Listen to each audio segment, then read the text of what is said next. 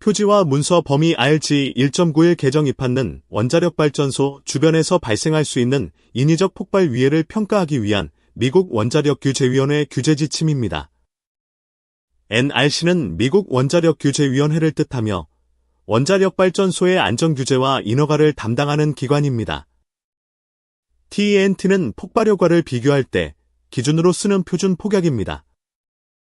SSC는 구조물, 개통, 기기를 함께 부르는 원자력 안전설계 용어입니다. ADAMS는 미국 원자력규제위원회의 전자문서, 접근 및 관리 시스템입니다. 문서 제목은 인근 시설 및 운송 경로에서 가정되는 폭발의 평가입니다. 이 지침은 원전 주변의 고정시설, 산업시설, 고속도로, 철도, 수로, 배관, 운송 경로에서 발생할 수 있는 폭발이 안전 관련 구조물 개통, 기기에 미치는 영향을 평가하는 방법을 정리합니다. 평가 체계는 3단계로 이해할 수 있습니다. 먼저 폭발성 물질을 TNT 등가 질량으로 환산하고 그 값으로 안전 관련 구조물까지 필요한 최소 안전거리를 계산합니다. 그 다음 운송 빈도, 사고율, 위험 영역 통과 거리로 폭발성 화물의 연간 노출률을 산정합니다.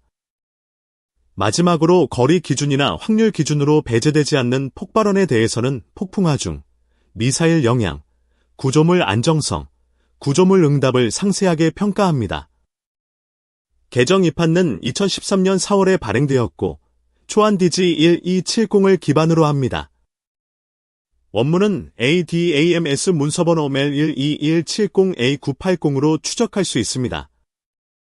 ADAMS는 미국 원자력규제위원회의 문서관리 시스템으로 규제 지침 원문과 관련 심사 자료를 확인할 때 중요한 문서 추적 경로입니다.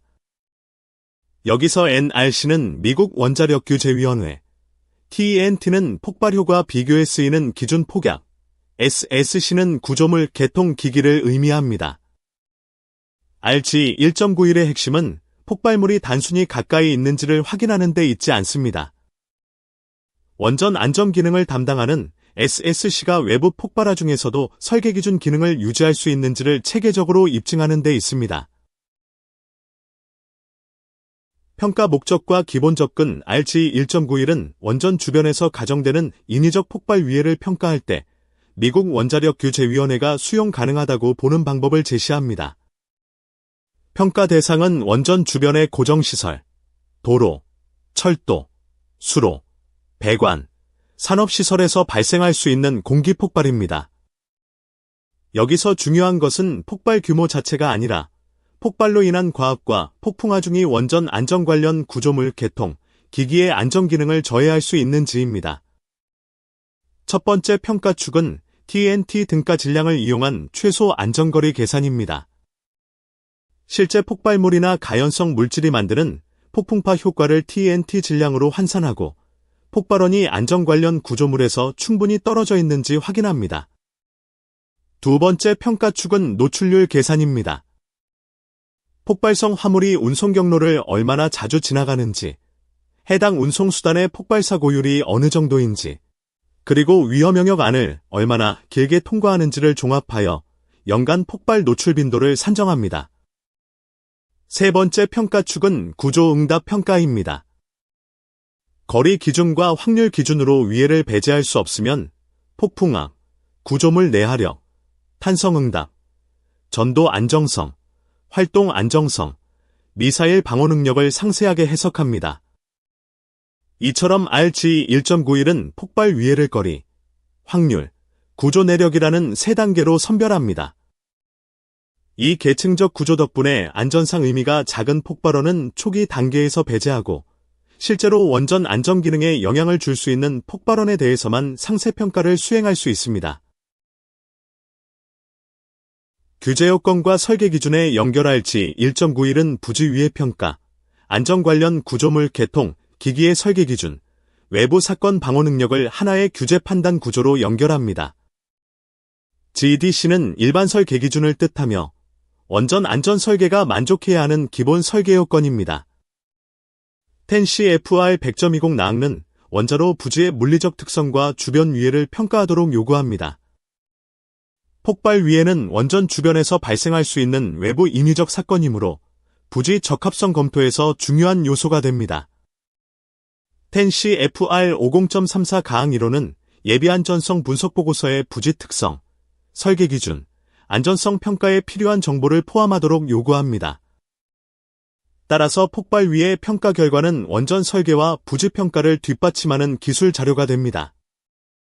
텐시 FR 52.17과 텐시 FR 52.79는 각각 조기 부지 허가와 통합면허 신청에서 부지 위해 설계 특성, 사고 평가 정보를 요구합니다.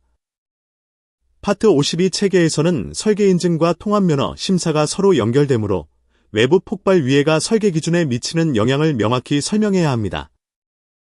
GDC사는 구조물, 개통, 기기가 환경 조건과 동적 효과에 견디도록 설계되어야 함을 요구합니다. 여기에는 배관 파단, 미사일, 동적 하중뿐 아니라 외부 폭발로 인한 폭풍 하중과 충격 효과도 포함될 수 있습니다. 결국 폭발 위해가 충분히 낮다는 것을 입증하거나 충분히 낮지 않다면 안전 관련 설비가 그 영향을 견딜 수 있음을 보여야 합니다. 이것이 RG 1.91이 부지 정보, 주변 산업활동, 운송 경로, 구조물 설계 평가를 함께 요구하는 이유입니다. 규제 지침의 법적 성격과 정보 수집 NRC 규제 지침은 규정 자체가 아니라 규정을 충족하는 데 NRC 심사 조직과 수용 가능하다고 보는 기술적 경로를 설명하는 문서입니다. OMB는 미국 예산관리국을 뜻하며 연방기관의 정보 수집 부담을 심사하는 기관입니다. RG 1.91도 새로운 법적 의무조항을 만드는 문서는 아닙니다. 이 지침은 특정 규정을 이행하기 위한 수용 가능한 방법, 가상사고나 외부 위해를 평가하는 기법, 신청서 검토에 필요한 자료의 성격을 설명합니다. 신청자나 면허 소지자는 RG 1.91의 방법을 사용할 수 있지만 반드시 이 방법만 사용해야 하는 것은 아닙니다. 다른 방법을 사용하는 경우에는 그 방법이 위원회의 허가 또는 면허 유지 판단에 필요한 충분한 기술적 근거를 제공해야 합니다. 정보 수집 측면에서는 텐시 FR 파트 50, 파트 52, 파트 100에 포함된 정보 수집 요구와 연결됩니다. 이러한 정보 수집은 OMB 관리번호 3150-0011, 3150-0151, 3150-0093으로 승인되어 있습니다. OMB는 미국 예산관리국으로 연방기관의 정보 수집 부담을 관리하는 역할을 합니다. NRC는 유효한 OMB 관리번호가 표시되지 않은 정보 수집을 수행하거나 후원할 수 없고 대상자도 그러한 정보 수집에 응답할 의무가 없습니다. 따라서 RG 1.91을 적용할 때에는 폭발 위해 평가의 기술적 방법과 그 방법이 법규 자체가 아니라 수용 가능한 규제 경로라는 행정적 성격을 구분해야 합니다. 개정 2판의 개정 배경 개정 2판은 1978년에 발행된 개정 1판 이후 축적된 연구 결과, 분석 방법, 산업 관행을 반영하기 위해 개정되었습니다. 뉴레그는 미국 원자력 규제위원회가 발행하는 기술 보고서 계열을 뜻합니다. 폭발이 구조물에 미치는 영향은 폭발물의 종류, 폭발 위치, 지형, 기상 조건, 구속 여부, 점화 메커니즘, 구조물 형상에 따라 달라집니다. 따라서 과거의 단순거리 중심 접근만으로는 모든 폭발 위해를 충분히 설명하기 어렵습니다. 개정 2판은 고정시설, 액체, 극저온 액화 탄화수소, 증기운, 배관 등 기존 지침에서 충분히 다루지 못한 폭발 위해 범위를 더 명확히 포함합니다. 특히 증기온 폭발은 고체 폭약 폭발과 다르게 방출량, 혼합 상태, 점화 방식, 폭풍파 전환율에 따라 결과가 크게 변합니다. 뉴레그 1805는 화재와 폭발에 대한 정량적 위해 분석 방법을 제공하는 NRC 기술 문서입니다. RG 1.91 개정 2판은 뉴레그 1805의 방법론과 현재 산업 관행을 반영하여 폭발 위해 평가를 더 체계적으로 수행할 수 있게 정렬합니다. 또한 텐시 FR 파트 52의 통합면허 신청 사례에서 사용되고 NRC가 수용한 분석 기법도 개정 배경에 포함됩니다. 따라서 개정 2판은 단순한 문서갱신이 아니라 최신 폭발 위해 분석 방법과 새로운 원전 인허가 체계를 함께 반영한 기술적, 행정적 개정입니다. 폭발 효과의 구성 요소. 폭발 효과는 여러 물리적 성분으로 나누어 이해해야 합니다. 가장 기본적인 성분은 입사과합입니다. 입사과합은 폭풍파가 구조물에 도달하기 전 자유장 조건에서 나타나는 압력 상승을 뜻합니다. RG 1.91에서 PSO로 표현되는 기준 과합이 여기에 해당합니다. 두 번째는 반사과합입니다. 폭풍파가 구조물 표면에 부딪히면 진행 방향과 구조물 면의 방향에 따라 더 큰 압력으로 반사될 수 있습니다. 구조물 전면부나 직접 충격을 받는 면에서는 반사과합이 입사과합보다 더 중요한 설계하중이 될 수 있습니다. 세 번째는 동압입니다. 폭풍파는 단순한 압력 상승만이 아니라 공기의 흐름과 운동량을 동반합니다. 이 공기 흐름은 구조물 표면, 외부 설비, 부속 구조물에 추가 하중을 줄 수 있습니다. 그 밖에도 폭발 유발 집안운동, 미사일 충돌, 파편 비산, 화재와 열복사 영향이 있을 수 있습니다. 다만 RG 1.91은 안전 관련 구조물 평가에서 주로 과합 효과를 지배적인 평가인자로 봅니다. SSE는 안전정지 지진을 의미하지만 폭발 평가는 내진 설계와 별도로 수행됩니다. 원전 설계에서는 내진 하중과 폭발 하중을 각각의 설계 기준 외부 사건으로 구분하여 안전기능 유지 여부를 확인해야 합니다. 상세검토 여부를 결정하는 선별 논리. RG 1.91은 상세검토 여부를 결정하기 위해 세 가지 선별 논리를 사용합니다. UFC는 미국 국방부 통합시설 기준을 뜻하며 여기서는 우발적 폭발 하중에 저항하는 구조물 평가 기준으로 사용됩니다. 첫 번째는 거리 기준입니다. 폭발원과 안전 관련 구조물 사이의 거리가 계산된 최소 안전거리 이상이면 그 폭발원은 안전 관련 구조물에 유의한 손상을 주지 않는 것으로 선별할 수 있습니다. 이 방법은 가장 단순하고 보수적인 1차 선별 절차입니다. 두 번째는 발생 가능성 기준입니다. 폭발원이 최소 안전거리 안에 있더라도 실제 폭발 발생 확률이나 위험화물 노출률이 충분히 낮으면 위해를 수용 가능하다고 볼 수 있습니다. 이때 연간 발생 빈도, 운송 빈도, 사고율, 노출거리 같은 확률 입력이 필요합니다. 세 번째는 구조응답 기준입니다.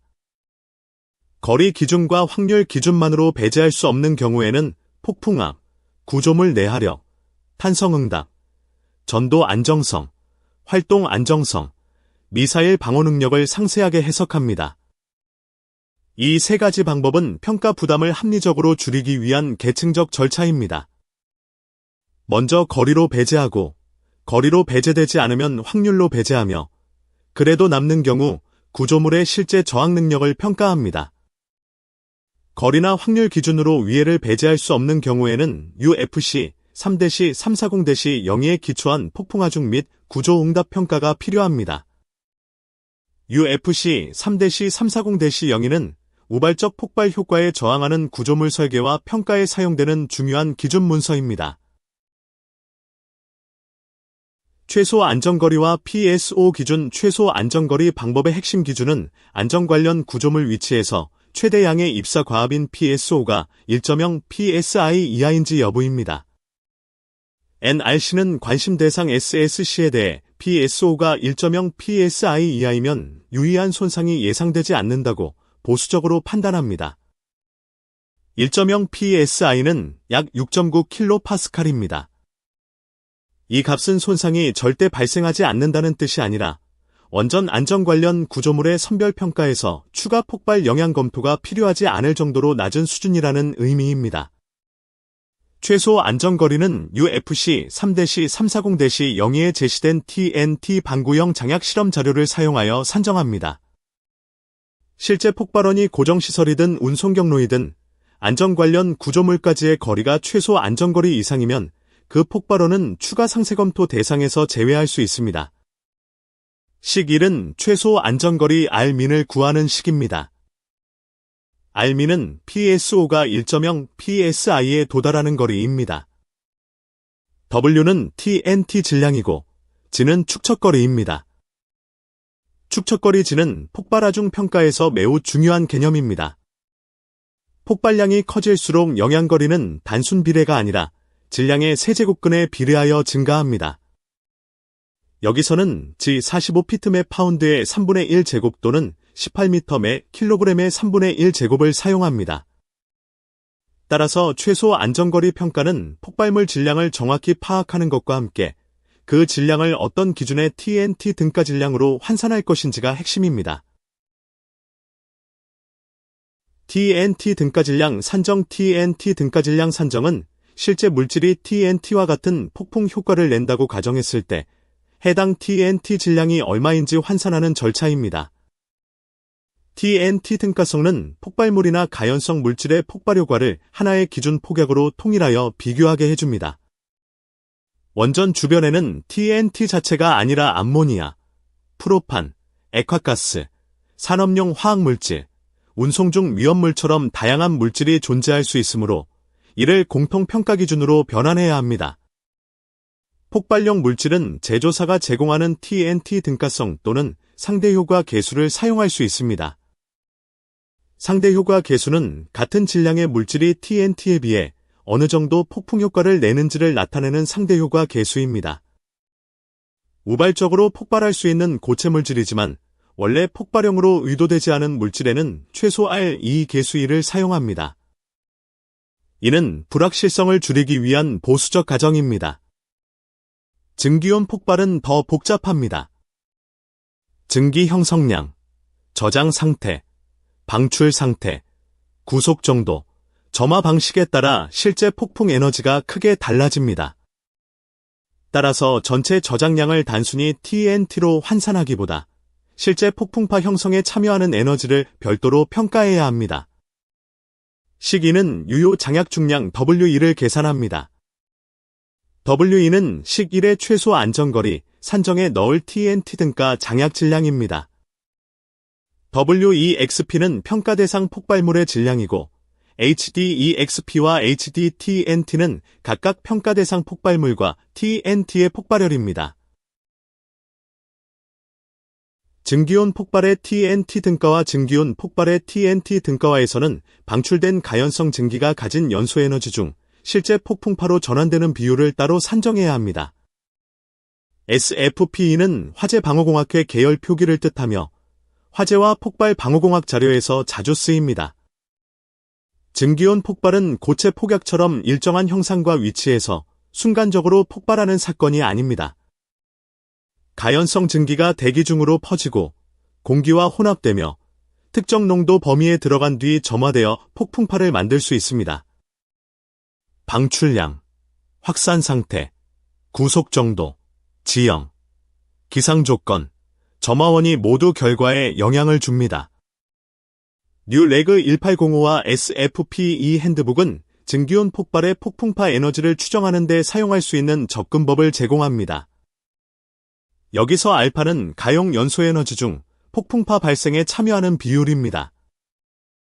이 값을 수율라고 하며 전체 연소에너지 중 일부만 폭풍파 형성에 기여한다는 점을 반영합니다. 델타 HC는 이론적 수년 소열이고 MF는 방출된 가연성 증기 질량입니다. 이 둘과 수율을 이용해 폭풍파 에너지를 계산한 뒤 TNT1LBM당 1900BTU 또는 TNT1kg당 4420kJ라는 기준으로 TNT 등가 질량으로 바꿉니다. 수율화 연소열은 뉴레그 1805와 FM 데이터 시트 7-42에서 얻을 수 있습니다. 다만 부지별 사고 시나리오, 방출 조건, 지형, 기상 조건, 점화 메커니즘이 충분히 분석되면 더 낮은 값을 정당화할 수도 있습니다. 부지 독립적 선별거리에는 보수적인 수율가 적절합니다. 반대로 특정 부지의 상세평가에서는 실제 시나리오를 반영하여 더 현실적인 값을 사용할 수 있지만 그 근거가 명확해야 합니다. 운송 화물량과 배관 증기온 평가 운송 화물량과 배관 또는 부지 외부 증기온 평가는 폭발 위에 평가에서 실제 재고량을 어떻게 정할 것인지와 관련됩니다. 운송수단별 최대 가능 화물량은 서로 다릅니다. 고속도로 탱크로리, 철도 화차, 바지선, 바지선 묶음, 배관 방출은 각각 운반 가능한 물질량과 방출 양상이 다릅니다. 따라서 하나의 대표 화물량을 모든 경우에 적용하는 것은 적절하지 않습니다. 철도 화차나 바지선 묶음처럼 복수 차량 또는 복수 용기가 함께 있는 경우에는 연쇄 방출과 연쇄 폭발 가능성도 고려해야 합니다. 단일 용기의 폭발만으로 충분한지, 인접 용기까지 영향을 받을 수 있는지 판단해야 합니다. 배관 방출의 경우에는 저장된 총량보다 방출 지속시간, 차단 밸브 위치, 압력, 유량, 방출 방향이 더 중요할 수 있습니다. 이 경우 플룸 모델링, 분산 모델, 확산 모델 같은 확산 해석 개념이 필요합니다. 플룸 모델링은 방출된 가스나 증기가 대기 중에서 어떤 모양과 농도 분포로 이동하는지 평가하는 과정입니다. 분산 모델과 확산 모델은 바람, 난류, 지형, 기상 조건에 따라 가연성 증기온의 범위와 농도를 계산하는 방법입니다. 결국 운송 화물량 평가는 폭발원 재고량을 보수적으로 잡는 문제이면서 동시에 실제 폭풍파에 참여할 수 있는 방출량을 합리적으로 산정하는 문제입니다. 폭발 확률과 운송 노출률 거리 기준을 만족하지 못하더라도 폭발 확률이나 운송 노출률이 충분히 낮으면 위해를 수용 가능하다고 입증할 수 있습니다. 고정시설이나 운송 경로가 최소 안전거리보다 가까운 경우에는 사고 확률 또는 위험화물 운송 노출률을 평가합니다. 이 절차는 폭발원이 가까이 있다는 사실만으로 곧바로 상세 구조 해석으로 가는 것이 아니라 실제 폭발이 일어날 연간 가능성을 정량화하는 과정입니다. 현실적 또는 최선 추정 기반 계산에서 연간 10의 -7승 미만이면 충분히 낮은 위해로 봅니다. 보수적 추정값을 사용한 경우에는 연간 10의 -6승 미만이면 충분히 낮은 위해로 판단할 수 있습니다. 두 기준이 다른 이유는 입력 자료와 가정의 보수성 수준이 서로 다르기 때문입니다. 운송 경로 사고 자료를 사용할 때는 해당 경로 조건과 사고, 데이터베이스 조건이 비교 가능한지 반드시 확인해야 합니다. 예를 들어 전국 평균 철도 사고율을 특정 원전 주변의 저속 전용선에 그대로 적용할 수 있는지, 또는 복잡한 교통 조건의 도로의 단순 평균값을 적용해도 되는지 검토해야 합니다. 시고는 운송 중 폭발성 물질 노출률을 나타냅니다. R은 노출률, N은 물질과 운송 모드별 폭발률, F는 연간 운송 빈도, S는 노출거리입니다. 하나의 물질이 여러 운송수단으로 이동하면 각 운송모드의 노출률을 합산해야 합니다. 식 6은 폭발률 추정 방법을 제시합니다. 적절한 데이터베이스가 없으면 운송수단별 전국 통계를 이용하여 폭발 가능성을 추정할 수 있지만 이 경우에는 자료의 대표성과 불확실성을 함께 설명해야 합니다. 폭풍화 중 효과 상세 해석 거리 기준과 확률 기준으로 위해를 배제할 수 없으면 폭풍화 중 효과에 대한 상세 해석을 수행합니다. 상세 해석의 목적은 폭발원이 존재한다는 사실을 확인하는 데 있지 않습니다. 실제 폭풍압이 안전 관련 구조물에 작용할 때 구조물이 탄성 범위 안에서 응답하고 안전 기능을 유지할 수 있는지를 확인하는 데 있습니다. UFC 3-340-02 방법론을 사용하여 폭풍압을 모델링하고 구조물의 하중저항 능력을 특성화하며 폭풍압에 대한 구조물 응답을 결정합니다. 구조물 표면의 방향과 폭풍파 전파 방향에 따라 입사압을 사용할지 반사압을 사용할지를 적절히 선택해야 합니다. 수용 가능한 최대 응답은 적용 폭풍압 하중에 대해 구조물이 탄성적으로 거동한다는 것을 보여야 합니다. 탄성 거동은 폭풍 하중을 받은 뒤 구조물이 영구 변형이나 기능 상실 없이 원래 상태로 회복 가능한 범위의 응답을 의미합니다. 동적 응력 반전도 고려해야 합니다. 폭풍압은 구조물 표면을 안쪽으로 밀어넣는 하중만 만드는 것이 아니라 반사와 진동 효과에 따라 바깥쪽 방향 응력도 유발할 수 있습니다. 따라서 하중은 안쪽 방향과 바깥쪽 방향 모두로 작용한다고 보아야 합니다. 식 7은 기존 하중 조합에 이미 사용된 내화력을 차감하는 개념을 제시합니다. C는 결합 하중 효과, D는 고정 하중 효과, L은 활하중 효과, TO는 정상운전 또는 정지 조건의 열하중 효과, RO는 정상운전 조건의 배관 반력 효과입니다. 폭발하중을 평가할 때에는 구조물이 이미 다른 설계하중을 지지하는 데 사용하고 있는 용량을 고려해야 합니다. 허용 평가 방법의 규제적 위치 시절의 NRC 심사조직 규제 지침은 세 가지 허용 평가 방법의 규제적 위치를 정리합니다. 첫 번째 허용 방법은 최소 안전거리 방법입니다. 이 방법은 TNT 등가 질량, 축척거리, 기준 과압 PSO를 이용해 안전 관련 구조물까지 필요한 거리를 계산합니다. 이 거리가 확보되면 추가 폭발 위에 평가는 필요하지 않은 것으로 볼 수 있습니다. 두 번째 허용 방법은 폭발 확률 또는 운송 노출률 방법입니다. 폭발원이 가까이 있더라도 연간 발생 빈도가 충분히 낮으면 위해가 수용 가능한 수준임을 입증할 수 있습니다. 세 번째 허용 방법은 폭풍하중 효과 상세 해석입니다. 거리와 확률로 배제할 수 없는 경우에는 UFC 3-340-02에 따라 폭풍하, 구조물 내하력, 탄성응답, 전도와 활동 안정성, 미사일 효과를 평가합니다. 이 세 방법은 원전 설계에서 인근 시설과 운송 경로 폭발의 영향을 견딜 수 있는지를 입증하는 데 사용됩니다. 중요한 점은 어느 방법을 사용하든 입력 과정, 계산식, 자료 출처, 보수성, 적용 범위를 명확히 문서화해야 한다는 것입니다. 표 1은 폭발물 종류와 증기온 등급별 TNT 질량 결정 과정을 제공하고 PSO와 RM는 최소 안전거리 산정의 핵심 기호입니다. 미사일 효과는 폭발로 날아오는 파편이나 물체가 안전 관련 구조물에 미치는 충격 효과를 의미합니다. 표 1과 TNT 등가 질량의 보수적 가정 표 1은 식 1에 사용할 TNT 등가 질량을 정하기 위한 보수적 가정을 제공합니다. 폭발 위의 평가에서는 실제 물질을 그대로 비교하기 어렵기 때문에 폭발물 종류와 증기온의 구속 여부에 따라 TNT 등가 질량을 정합니다. 여기서 중요한 것은 모든 물질이 같은 방식으로 폭발하지 않는다는 점입니다. 고체 폭발물은 상대 효과 계수를 사용할 수 있습니다. 이는 특정 폭발물이 TNT에 비해 어느 정도의 폭풍 효과를 내는지 나타내는 계수입니다. 구속된 증기온은 주변 구조물, 배관, 설비, 건물 또는 지형 때문에 연소가 가속될 수 있으므로 비구속 증기온보다 더 큰 폭풍 효과를 낼 수 있습니다. 반대로 비구속 증기온은 확산과 혼합 상태에 따라 폭풍파 전환율이 크게 달라집니다.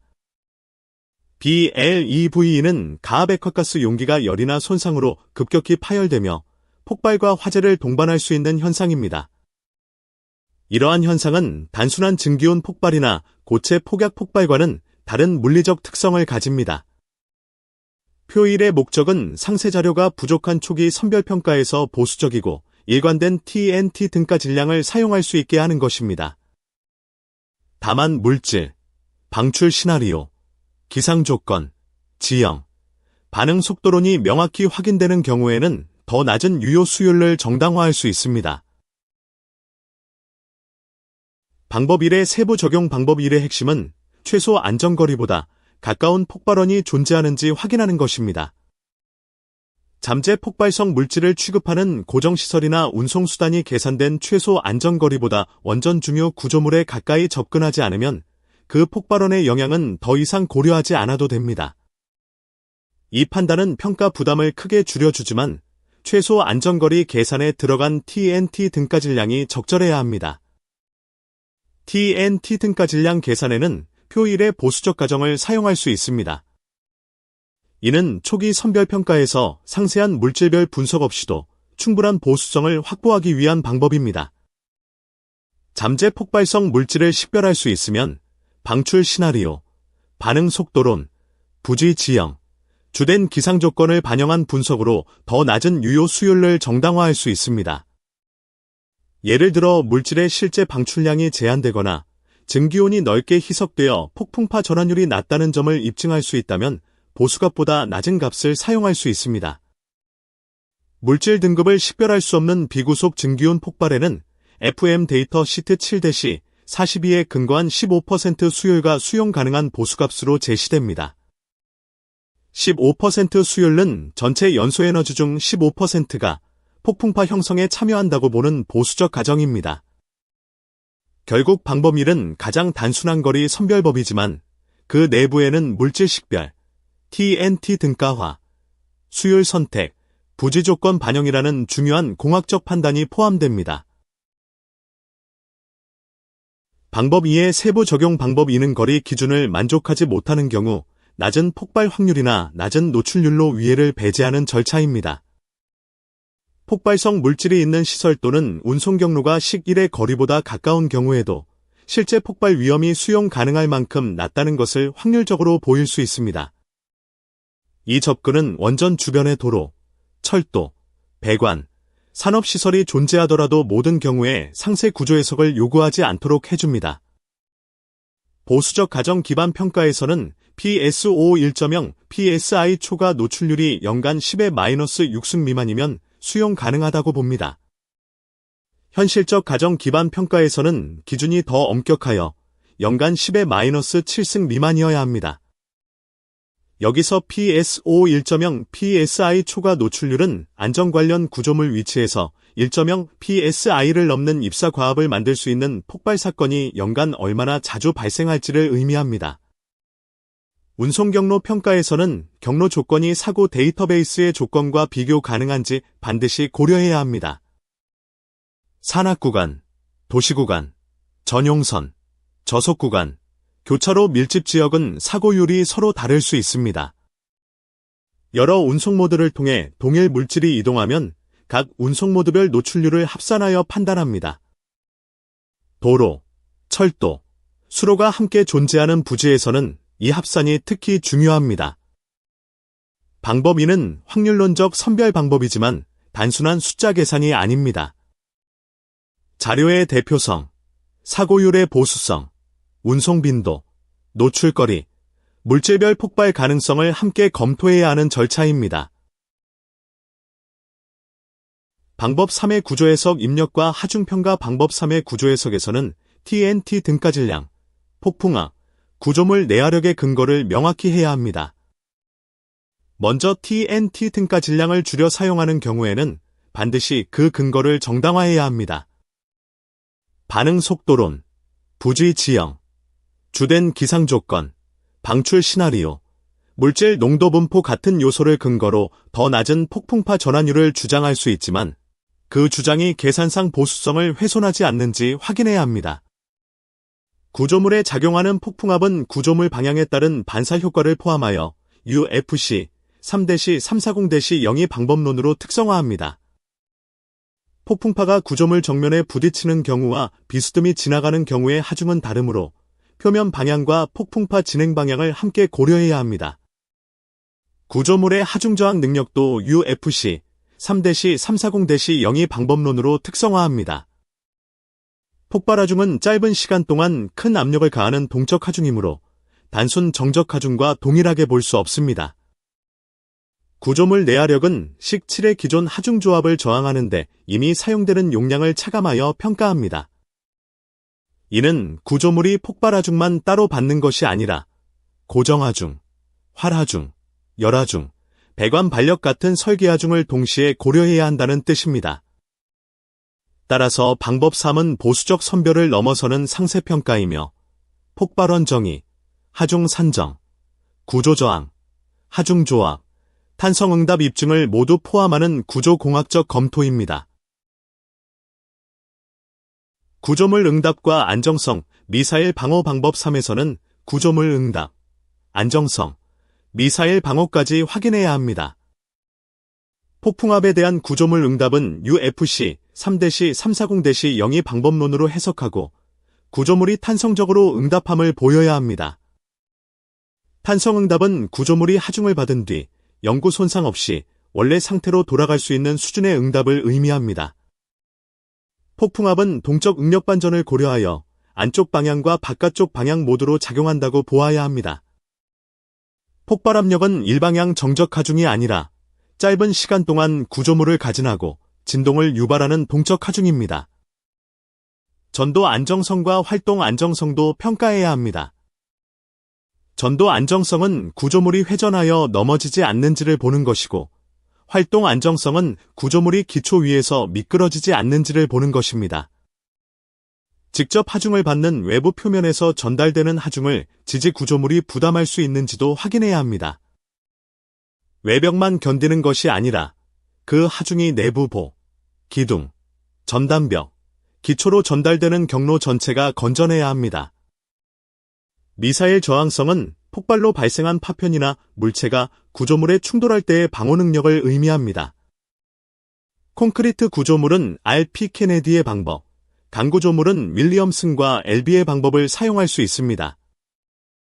안전 관련 구조장벽 위의 미사일 효과에 대해서는 뉴레그 0800 챕터 3.5.3 장벽 설계 절차 정보를 참조할 수 있습니다. 뉴레그 0800은 NRC 표준 심사 지침으로 안전성 분석 보고서 심사에서 사용되는 대표적인 규제 심사 기준입니다. 브록 A의 노출거리 개념. 브록 A는 운송 경로가 안전 관련 구조물 주변의 위험 영역을 통과하는 길이를 노출거리로 계산하는 개념을 제시합니다. 노출거리 S는 식 5의 운송 중 폭발성 물질 노출률을 결정하는 직접 입력값입니다. 운송 빈도와 사고율이 같더라도 위험 영역을 통과하는 길이가 길수록 노출률은 커집니다. 계산 절차는 안전 관련 구조물을 중심으로 R(G) 곱하기 W의 3분의 1 제곱반경의 영향 영역을 설정하는 데서 시작합니다. 여기서 R은 폭발 영향 반경, G는 축척거리, W는 TNT 등가 질량입니다. 운송 경로가 이 영향 영역과 교차하는 구간의 길이가 S입니다. 즉, 폭발성 화물이 이 구간 안에서 사고를 일으킬 경우 안전 관련 구조물이 기준 과압 이상에 노출될 수 있다고 보는 것입니다. 중요한 점은 단순 최단거리만으로 노출률을 판단하지 않는다는 것입니다. 운송 경로가 구조물에 가장 가까이 접근하는 지점이 멀지 않아도 위험 영역 안을 아주 짧게 통과하면 노출거리 S는 작아질 수 있습니다. 반대로 곡선형 도로나 철도가 위험 영역을 길게 통과하면 노출거리가 커집니다. 브록 A의 개념은 거리평가와 확률평가를 연결합니다. 최소 안전거리 안에 들어오는 운송 경로가 있다면 그 경로가 위험 영역 안을 얼마나 길게 통과하는지를 계산해야 폭발 노출률을 합리적으로 산정할 수 있습니다. 신청자와 면허 소지자의 사용 원칙. 디젤의 이행 부분은 신청자와 면허 소지자가 RG 1.91을 어떻게 사용할 수 있는지 설명합니다. 신청자와 면허 소지자는 이 지침을 자발적으로 사용하여 기초 NRC 규정 준수성을 입증할 수 있습니다. 여기서 기초 NRC 규정은 10CFR 파트 50, 파트 52, 파트 100, GDC 4처럼 원전 부지와 설계 위해 평가에 적용되는 기본 규정들을 의미합니다. RG 1.91과 다른 방법 또는 해법도 사용할 수 있습니다. 다만 그 경우에는 NRC 심사 조직과 해당 NRC 규정 준수성을 확인할 수 있을 만큼 충분한 근거와 정보를 제공해야 합니다. 기존 면허 소지자는 현재 인허가 기준이 바뀌지 않는 한 과거의 NRC가 수용한 지침을 계속 사용할 수 있습니다. 이는 RG 1.91 개정 입항가 발행되었다고 해서 기존 인허가 기준이 자동으로 바뀌는 것은 아니라는 뜻입니다. 면허 소지자는 NRC 검토와 승인이 필요하지 않은 시설 설계 변경에도 이 지침 정보를 사용할 수 있습니다. 대표적인 예가 10CFR 50.59에 따른 변경, 시험, 실험입니다. 10CFR 50.59는 일정 조건에서 사전 면허 변경 없이 시설 변경이나 시험을 수행할 수 있는 절차를 규정합니다. 또한 규제 현안이나 검사 현안을 해결하기 위해 이 지침 전체 또는 관련 부분을 사용할 수 있습니다. 따라서 RG 1.91은 신규 인허가뿐 아니라 운전 중 현안 해결에도 참고 가능한 기술 지침입니다. NRC 심사 조직의 사용과 소급적 규제 변경 원칙. NRC 심사 조직의 사용 방식과 소급적 규제 변경 원칙은 이 지침의 행정적 성격을 이해하는 데 중요합니다. NRC 심사 조직은 원전별 운전 현안에 관한 규제 논의에서 RG 1.91과 일치하는 조치를 기초 규정 충족의 한 가지 수용 가능한 방법으로 논의할 수 있습니다. 그러나 이것이 모든 기존 면허 소지자에게 지침을 강제로 부과한다는 뜻은 아닙니다. 해당 시설의 인허가 기준에 RG 1.91이 포함되어 있지 않다면 RG 1.91 미준수가 곧 규제요건 위반이라고 표시해서는 안 됩니다. 규제 지침은 규정 자체가 아니므로 인허가 기준에 포함되었는지 여부가 중요합니다. 면허 소지자가 자발적으로 면허 변경 또는 변경을 신청하고 그 검토에서 이 지침의 주제가 필수 판단 요소이면 NRC 심사조직은 RG 1.91 준수 또는 동등한 대안 입증을 요청할 수 있습니다. 면허 변경은 이미 승인된 인허가 조건을 바꾸려는 공식 면허 변경 신청입니다. 이러한 요청은 10CFR 50.109-152 소급적 규제 변경이나 10CFR 파트 52의 승인사항 확정성 위반으로 보지 않습니다. 소급적 규제 변경은 기존 시설의 새로운 또는 변경된 규제 요건을 사후적으로 부과하는 문제이고 승인사항 확정성은 파트 52 승인사항의 종결성을 의미합니다. NRC 심사조직은 이 지침을 기존 면허 소지자에게 강제 부과하거나 일반 규제 현안 해결을 위해 자발적 채택을 요구할 계획이 없다고 명시합니다. 따라서 RG 1.91은 수용 가능한 방법을 제시하되 기존 인허가 기준을 존중하는 방식으로 사용됩니다. 소급적 규제 변경 이의 제기과 이행 한계 RG 사용 방식이 이행 설명과 다르다고 판단되면 면허 소지자는 소급적 규제 변경 이의 제기 절차를 이용할 수 있습니다. 기존 신청자는 10CFR 50.109-352 적용되는 경우 새로운 규칙, 명령 또는 지침을 따라야 할 수 있습니다. 이 조항은 특정 상황에서 소급적 규제 변경 제한의 예외가 적용될 수 있음을 의미합니다. 면허 소지자가 NRC가 RG 1.91을 이행 설명과 불일치하게 사용하거나 사실상 구현을 요구한다고 판단하면 공식적으로 문제를 제기할 수 있습니다. 소급적 규제 변경 이의 제기는 뉴레그 1409 BACKFITTING 지침화 NRC 관리지침 8.4의 절차에 따라 수행됩니다.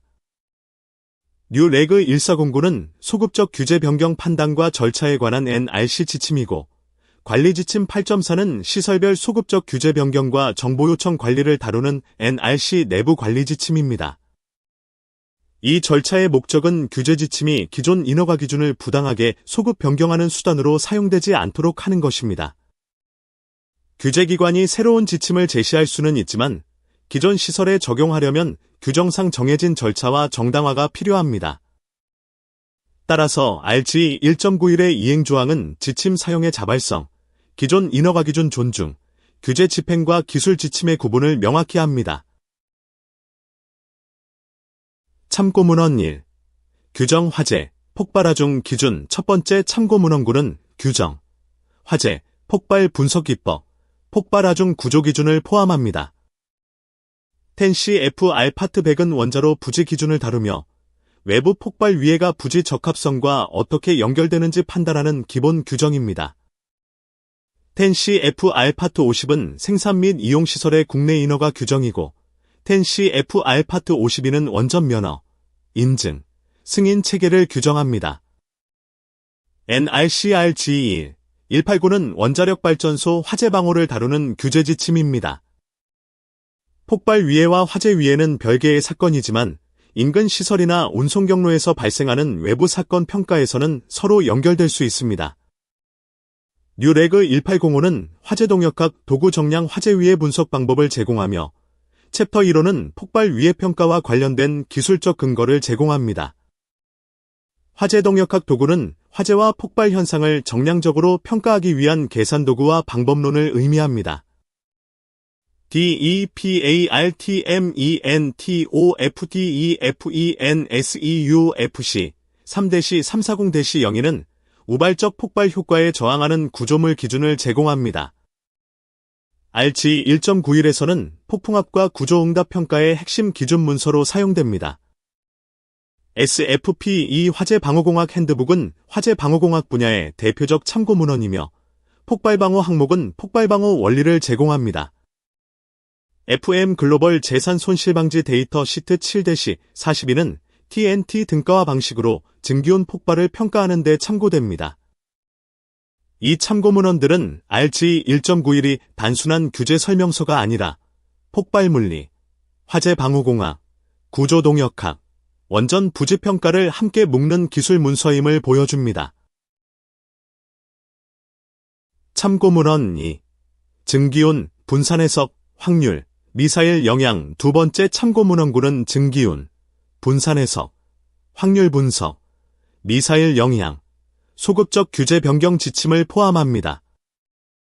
IAEA는 국제원자력기구를 뜻하며 원전 안전기준의 국제적 조화를 위한 기준과 지침을 제공합니다. J.L. 우드워드의 가연성 증기온 질량 추정은 가연성 증기온의 질량을 추정하는 데 참고되는 문헌입니다.